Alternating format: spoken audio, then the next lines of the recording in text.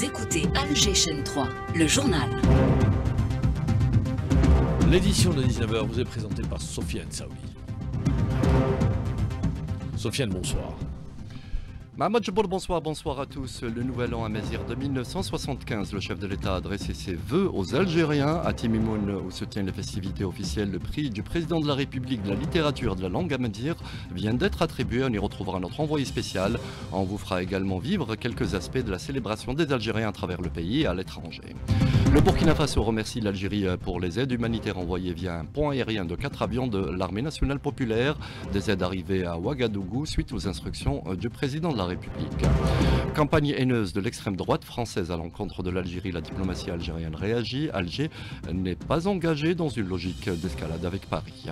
Alerte pluie et neige sur le nord du pays. Les services météo préviennent des cumuls importants attendus. La neige dès 900 mètres d'altitude, la protection civile mobilisée. À Raza, le bilan des 100 jours de l'offensive et blocus sioniste sur le nord de la bande est des plus désastreux. Plus de 5000 martyrs. Au Qatar, les négociations continuent pour un accord. Netanyahou tente encore une fois de les torpiller.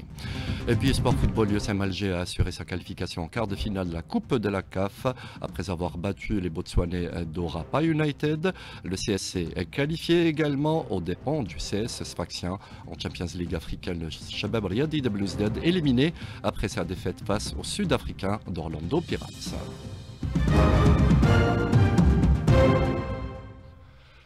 Mesdames, Messieurs, bonsoir. Une nouvelle année amazigh entamée ce dimanche en Algérie, l'année de 1975. Yennayel célébré dans l'ensemble du territoire national, occasion de s'échanger le vœu.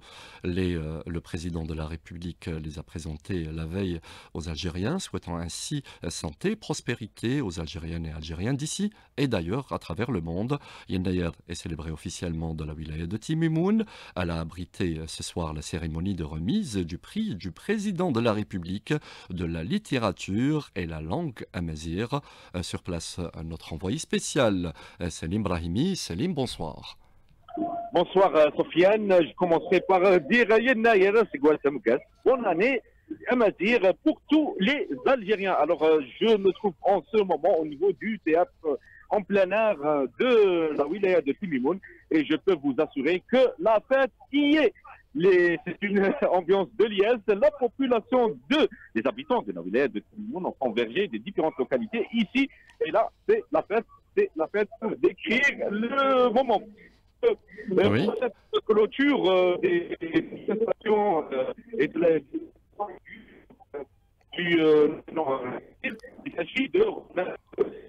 Selim Brahimi, vous nous entendez? Vous nous recevez? Oui, je vous entends. Oui, je vous entends. Voilà, parce que la communication est un peu mauvaise. Donc, dites-nous tout en ce qui concerne l'attribution du prix du président de la République. Alors, il s'agit de la 5e édition du prix du président de la République de la langue et de la littérature amazigh. Et les résultats, nous les avons découverts il y a quelques minutes. Donc, pour la catégorie littérature, le premier prix a été remporté par Farhat Amar Chaban pour son œuvre Al-Khalkhal al-Mdarkesh. Dans la catégorie linguistique, le premier prix a été annulé, le deuxième a été remporté par Hamdi Naïma. Et pour la catégorie recherche scientifique, le premier prix a été également annulé, le deuxième a été attribué à Belkharraz Abdelrazak. Et pour la recherche dans le patrimoine immatériel amazigh, le premier prix a été remporté par Yizda Abdel Nasser. Et là, je ne sais pas si vous entendez, mais il y a une ambiance de folie. Les citoyens sont en train d'applaudir les différentes troupes artistiques qui participent à cette magnifique soirée de clôture des célébrations de Yennayer ici à Timimoun. Merci beaucoup Selim Brahimi de nous avoir fait partager cette ambiance et l'attribution du prix du président de la République de la littérature et la langue amazigh, une composante de l'identité nationale, une langue officielle en plus de son enseignement dans nos écoles. Elle s'en prend également en ligne. Des applications offrent cette possibilité, Samir Alloune. Des aspects d'apprentissage théorique, dans certains cas pratiques également, ce qui concerne les outils numériques pédagogiques, à commencer par des applications mobiles développées par le Haut-Commissariat à la Mazérité, qui propose des leçons et exercices sur la grammaire, sur le vocabulaire et autres pour une meilleure assimilation de la langue MSR, notamment pour les plus jeunes, passionnés par les nouvelles technologies. Des applications éducatives qui nécessitent tout de même des mises à jour techniques pour rester au diapason du contenu pédagogique proposé, tout en actualisant les approches qui favorisent un apprentissage numérique en continu. Fawzi Ramli, cofondateur de BNF Company, spécialisé dans les technologies de l'éducation. L'apprentissage des langues a connu une véritable révolution grâce à l'essor du numérique. Les plateformes d'apprentissage en ligne, les applications interactives, les outils d'intelligence artificielle ont transformé la manière d'acquérir de nouvelles compétences linguistiques. Ces outils modernes rendent l'apprentissage plus attractif pour les jeunes générations. Grâce à des interfaces ludiques, des quiz interactifs, ils permettent également une plus grande aisance dans la pratique des langues. Avec des exercices de prononciation, cette immersion virtuelle offre une expérience d'apprentissage adaptée à l'ère digitale. Un apprentissage des langues plus immersif, aidé par les nouvelles technologies et concepts comme la ludification, plus flexible que les méthodes d'apprentissage traditionnelles, qui pourraient aider à une assimilation plus facile de la langue amazigh, notamment auprès de la nouvelle génération. Et puis sachez qu'un timbre-poste dédié à la 5e édition du prix du président de la République pour la littérature et la langue amazigh vient d'être annoncé. Algérie poste dans un communiqué. On reviendra sur les célébrations du nouvel an amazigh à la fin de cette édition. Solidarité à présent de l'Algérie avec ses voisins africains. Suite aux instructions du président de la République, les aides humanitaires envoyées par l'Algérie au Burkina Faso sont arrivées aujourd'hui à Ouagadougou. Il s'agit de 4 avions de l'armée nationale populaire chargés de produits alimentaires, de tentes, de médicaments et autres produits de première nécessité. À leur réception, la ministre burkinabé de la Solidarité s'est exprimée et tenue à remercier l'Algérie. Au nom de son Excellence, Monsieur le Président du Faso, exprimer la gratitude du Président et de son gouvernement et de l'ensemble du peuple burkinabé à son Excellence, Monsieur Abdelmajid Tebboune, le Président de la République algérienne, et à tout le peuple algérien pour cet élan de solidarité envers notre peuple. Il faut dire que ce geste va venir en renfort aux efforts consentis par le gouvernement pour la prise en charge des populations affectées par cette crise.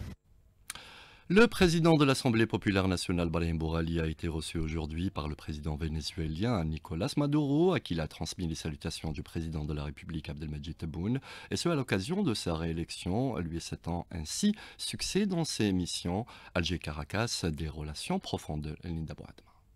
L'occasion pour l'Algérie de faire part de son engagement à renforcer la coopération et la coordination continue avec le Venezuela. Alger et Caracas partagent une vision commune d'un monde multipolaire basé sur la souveraineté des nations et la non-ingérence. Les deux pays défendent les intérêts des pays du Sud dans les instances internationales, notamment à l'OPEP. Ils prônent le renforcement de l'indépendance des pays du Sud. Ils unissent leurs efforts pour améliorer leur sécurité alimentaire et énergétique. Concrètement, la coopération entre les deux pays se traduit, outre par leur collaboration à l'OPEP, se traduit sur le plan économique par la signature de plusieurs accords de partenariat dans le domaine du tourisme, de l'agriculture, de l'industrie, du commerce et des technologies. Le Venezuela apporte son expertise dans le secteur de la pêche, de l'agriculture tropicale et de l'énergie, et l'Algérie offre ses capacités dans l'exploitation des ressources sahariennes et la gestion de l'eau. Le président du Venezuela a rappelé à Brahim Bourali la qualité des relations entre les deux pays. Il a appelé à renforcer la coopération entre les pays du Sud afin de promouvoir les valeurs de paix et de lutte contre le néocolonialisme. L'Algérie n'est pas engagée dans une logique d'escalade avec la France en dépit de la campagne menée contre elle, a indiqué un communiqué du ministère des Affaires étrangères, une campagne haineuse guidée par l'extrême droite française et qui instrumentalise l'affaire de l'expulsion tant arbitraire qu'abusive d'un ressortissant algérien. Notre communauté a également réagi. Hanan Saïsi.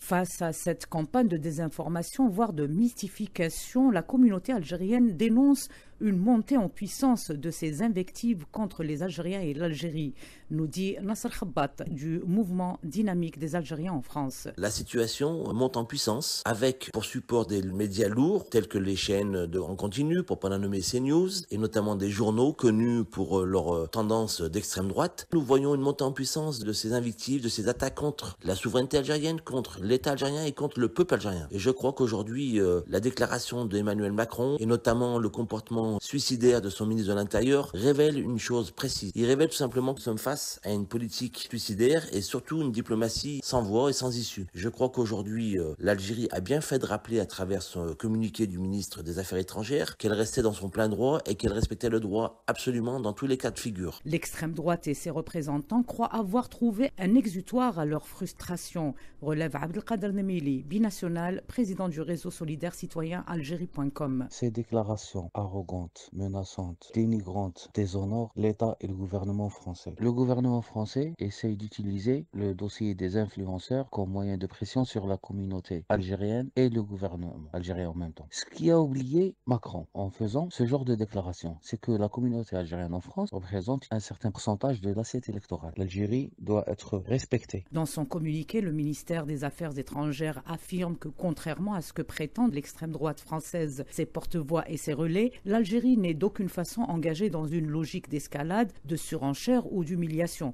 C'est bel et bien l'extrême droite et ses représentants qui veulent imposer à la relation algéro-française leur vue faite de velléité, d'intimidation, de menaces et d'un bras de fer dont ils parlent sans retenue et sans nuance. Et la classe politique nationale s'est élevée contre cette nouvelle attaque contre l'Algérie. L'Algérie souveraine, dans ses décisions, ne se laissera pas manipuler et ne cédera pas au chantage, a affirmé la présidente du parti TAJ. Le premier secrétaire du FFS, le Front des forces socialistes, a mis en avant l'emprise de l'extrême droite française qui viole tous les principes diplomatiques, alors que le président du mouvement Albina a souligné que l'Algérie, forte de son front interne, saura imposer le respect qui lui est dû. Sur instruction du président de la République et en application de ces dernières, les membres de la communauté nationale titulaires de passeports étrangers sont autorisés à titre exceptionnel à entrer en Algérie sans visa et ce jusqu'au 31 décembre de cette année. Outre leur passeport étranger, ils doivent présenter une pièce d'identité nationale biométrique ou un passeport algérien biométrique, même si ces derniers documents ont expiré. En visite en Tunisie, le secrétaire d'État en charge de la communauté nationale à l'étranger, Sofiane Chaïb, a rencontré aujourd'hui les membres de notre communauté établie dans ce pays frère et voisin. Il y a affirmé l'engagement du gouvernement à mettre en œuvre les instructions présidentielles pour protéger notre communauté à l'étranger et à promouvoir sa participation au renouveau national. Pluie et neige ont commencé à affecter le wilaya de l'Est du pays, attendu dans la soirée également vers le centre. Les services météo ont alerté des bulletins météo qui concernent non seulement des cumuls appréciables variant de 40 à 100 mm, mais aussi des neiges sur les reliefs de l'Est du pays, dès 900 mètres d'altitude, 1000 mètres, 1100 pour l'Ouest du pays. Les détails à suivre dans la page météo de Kalem Abnour à la fin de cette édition. Entre-temps, la protection civile malheureusement déplore le décès de 4 personnes âgées entre 11 et 40 ans intoxiqués par le monoxyde de carbone. Il émanait d'un chauffe-bain dans la wilaya de Relizane, leur lieu de résidence. Plusieurs autres personnes ont été incommodées par ce tueur silencieux dans les wilayas de Bouira et de Sidi Bel Abbès. Prudence également sur nos routes dans ces conditions météo. La protection civile est mobilisée. Elle livre ce soir ses conseils. Je vous propose d'écouter le commandant Nassim Benaoui. Des messages d'alerte ont été destinés vers les wilayas concernés afin de prendre les dispositions nécessaires et mettre les unités en alerte numéro 1 et prendre toutes les dispositions qu'il faut, des moyens humains et matériels afin d'intervenir à n'importe quel moment et à n'importe quel appel de détresse et aussi réduire le temps d'intervention, de répondre. Aussi la protection civile appelle les citoyens à doubler vigilance, notamment les utilisateurs de la route, baisser au maximum votre vitesse, allumez vos feux même s'il fait jour et aussi laissez toujours une bonne distance de sécurité et faites attention, la chaussée elle est glissante suite aux chutes de neige ou bien le verglas. Pour les citoyens au niveau de leur domicile, pensez toujours à ventiler, à aérer votre domicile et toujours procéder à la vérification de vos moyens de chauffage, bien les chauffe-eau et les chauffe-bain. Direction à présent Gaza où l'occupation sioniste intensifie ses raids et bombardements sur l'ensemble de la bande. Le nord est depuis 100 jours à présent objet d'une offensive et blocus sioniste, un génocide dans le génocide dont le bilan est des plus lourds, plus de 5000 martyrs et disparus. Le point avec le porte-parole du gouvernement à Gaza, Ismail Tawabta, il est contacté par Linda Hamed.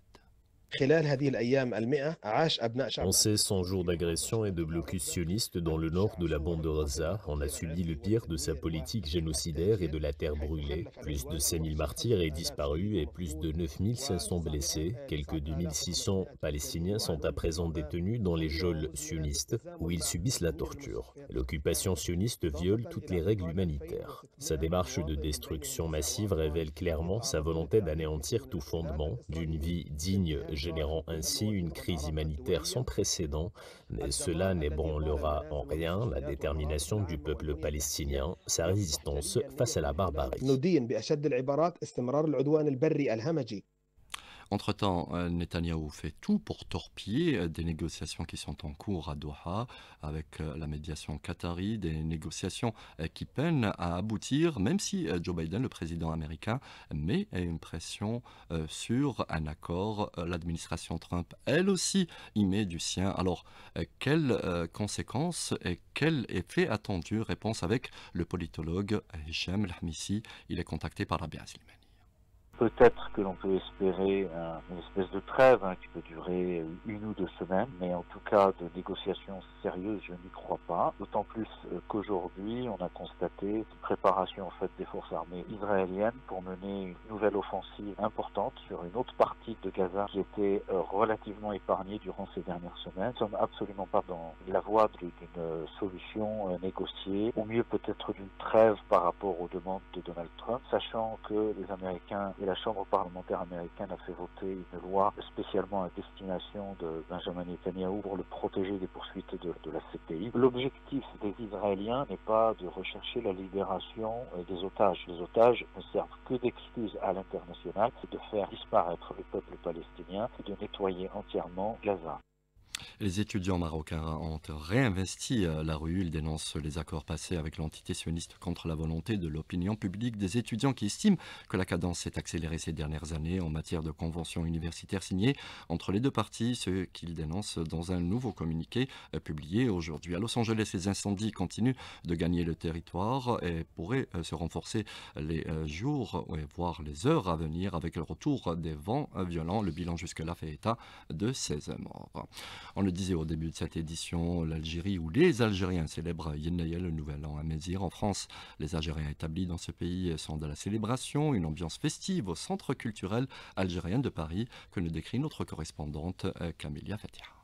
Cette célébration unique, riche en diversité à Mézir, à travers une mosaïque de tableaux, la diversité et la richesse du patrimoine culturel national, plusieurs activités artistiques et des expositions artisanales, afin de découvrir l'artisanat traditionnel à travers des expositions-ventes. Mon stand représente les tenues chaoui et les tenues kabyles avec leurs bijoux qui vont avec. Nous continuons à véhiculer la culture algérienne.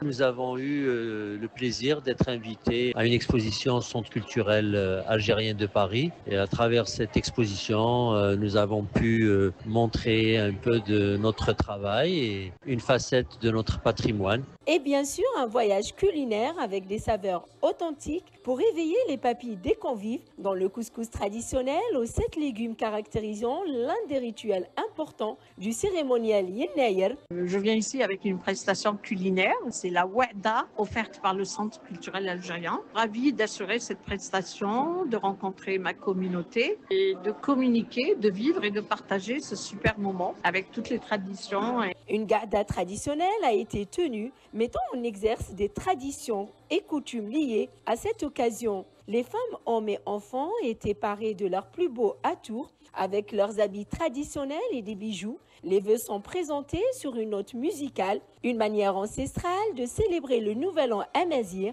qui se transmet au fil des générations. En outre, cette célébration permet de renforcer l'esprit de solidarité entre les enfants de la même patrie, mais aussi de préserver l'identité nationale et la diversité culturelle algérienne. Paris, Camélia Fetiha, Alger 3.